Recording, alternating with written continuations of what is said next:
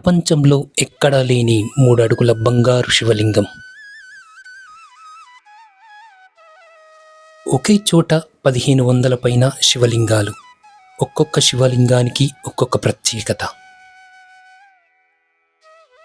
ద్వాదశ జ్యోతిర్లింగాలతో పాటు నవదుర్గా దేవతలను ఒకే చోట దర్శించుకునే అద్భుతమైన క్షేత్రం. హాయ్ అండి. ప్రజెంట్ అయితే మేము వచ్చేసి బంగారు శివలింగం ఉన్నటువంటి రమణేశ్వరం దగ్గర అయితే ఉన్నాము. మెయిన్ గేట్ నుంచి మనకు లోపలికి ఎంటర్ అవ్వక ముందే మనకు గ్రామ దేవతలు అయితే మనకైతే దర్శనం అయితే ఇస్తారు. లెఫ్ట్ సైడ్ వచ్చేసి మనకు పోచమ్మ, పోలేరమ్మ అమ్మవార్లు అయితే దర్శనం ఇస్తారు. ఇక రైట్ సైడ్ వచ్చేసి మనకు ఎల్లమ్మ, మారెమ్మ అమ్మవార్లు అయితే మనకైతే దర్శనం ఇస్తారు.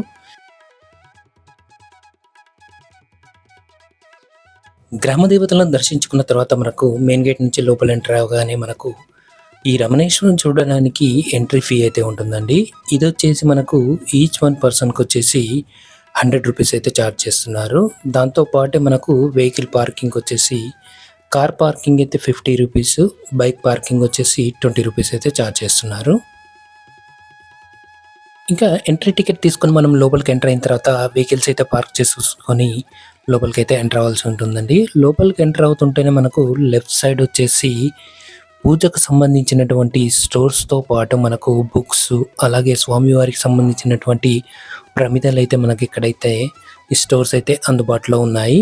ఇక రైట్ సైడ్ వచ్చేసి మనకు స్వామివారికి ఎలాంటి పూజ చేస్తే ఎలాంటి ఫలితం ఉంటుందని చెప్పేసి ఇక్కడ క్లియర్గా అయితే గోడలపైన మెన్షన్ చేశారు.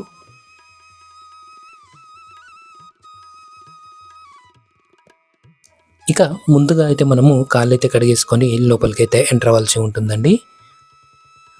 లోపలికి ఎంటర్ అయిన తర్వాత మనకు లెఫ్ట్ సైడ్ వచ్చేసి ప్రసాదాల కౌంటర్ అయితే ఉంటుంది.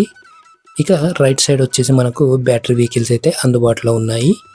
వీటి యొక్క ప్రైస్ వచ్చేసి మనకు 30 రూపీస్ అయితే ఛార్జ్ చేస్తున్నారు. ఈ ప్రసాదాల కౌంటర్ పక్కనే మనకు స్వామివారికి అలాగే అమ్మవారికి సంబంధించినటువంటి వివిధ రూపాలకు సంబంధించినటువంటి చిత్రాలను అయితే మనమైతే ఇక్కడ గమనించవచ్చండి. ముందుగా స్వామివార్లను అలాగే అమ్మవార్లను అయితే దర్శనం అయితే చేసేసుకోండి.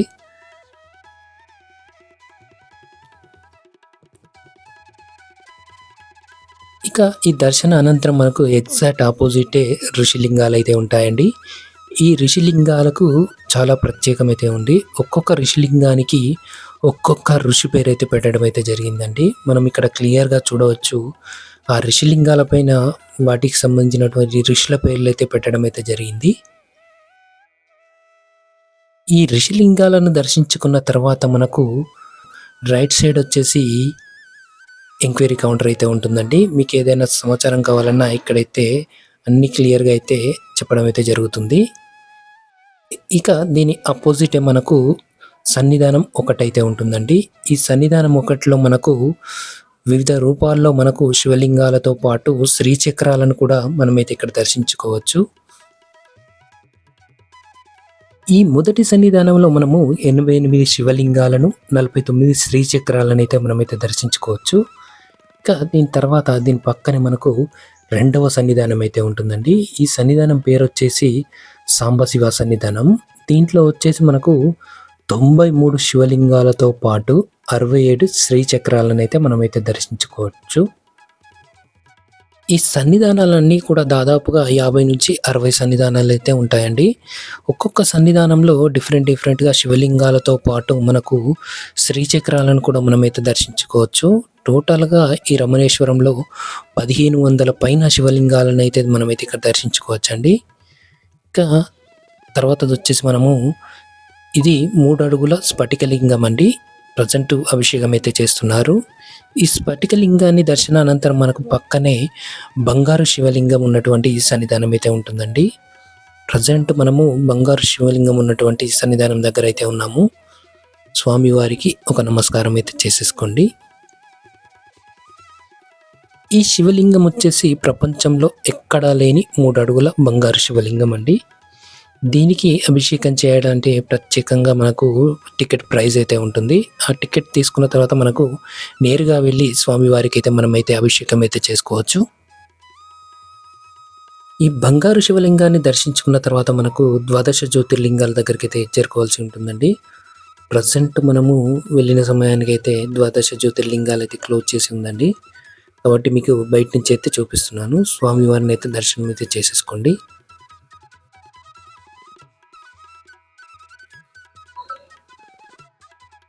ద్వాదశ జ్యోతిర్లింగాలు దర్శించుకున్న తర్వాత నెక్స్ట్ వచ్చేసి జలలింగాలు ఉన్నటువంటి సన్నిధానానికి అయితే చేరుకోవాల్సి ఉంటుందండి. ఈ జలలింగాలు వచ్చేసి 232 శివలింగాలు అయితే ఉంటాయి. దాంతోపాటు మనకు 6 శ్రీచక్రాలను కూడా మనమైతే ఇక్కడ దర్శించుకోవచ్చు.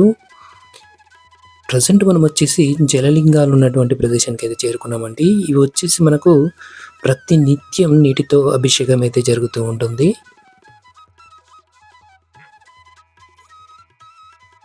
ఈ జలలింగాలను దర్శించుకున్న తర్వాత నెక్స్ట్ సన్నిధానం వచ్చేసి 7 అడుగుల పంచలోహపు మహారుద్రునైతే మనమైతే ఇక్కడ దర్శించుకోవచ్చండి. స్వామివారికి ఒక నమస్కారం అయితే చేసేసుకోండి. స్వామివారి దర్శనానంతరం నెక్స్ట్ వచ్చేసి మనకు నవదుర్గా దేవతలు ఉన్నటువంటి సన్నిధానంకి అయితే చేరుకోవాల్సి ఉంటుందండి. అమ్మవారి దర్శనానికి వెళ్తుంటే మనకు చుట్టుపక్కల మనకు అమ్మవారికి అలాగే స్వామివారికి సంబంధించినటువంటి వివిధ రూపాలతో ఉన్నటువంటి ప్రతిమలను అయితే మనమైతే ఇక్కడ గమనించవచ్చు. ప్రజెంట్ మనకు అమ్మవారి దగ్గర అయితే ఉన్నామండి. అమ్మవారి పక్కనే మనకు పరమేశ్వరుడితో పాటు మనకు సాయిబాబా వారు, నెక్స్ట్ పక్కనే మనకు స్ఫటికలింగాన్ని కూడా మనమైతే ఇక్కడ దర్శించుకోవచ్చు. ఈ రమణేశ్వరంలో వచ్చేసి 3 అడుగుల బంగారు శివలింగంతో పాటు మనకు 3 అడుగుల స్ఫటికలింగాన్ని, 7 అడుగుల పంచలోహాలతో తయారు చేసినటువంటి మహారుద్రుణ్ణి, 232 జలలింగాలని, ద్వాదశ జ్యోతిర్లింగాలని, అలాగే నవదుర్గా దేవతలని అన్నిటినీ ఒక చోట దర్శించుకునే మహాపుణ్యక్షేత్రమే ఈ రమణేశ్వరం అండి. మీలో ఎంతమంది ఈ రమణేశ్వరాన్ని దర్శించుకున్నారని చెప్పేసి కింద కామెంట్ అయితే చేయండి. వీడియో కనుక నచ్చినట్లయితే లైక్ చేసి సబ్స్క్రైబ్ చేసుకొని సపోర్ట్ అయితే చేయండి. Thank you from watching.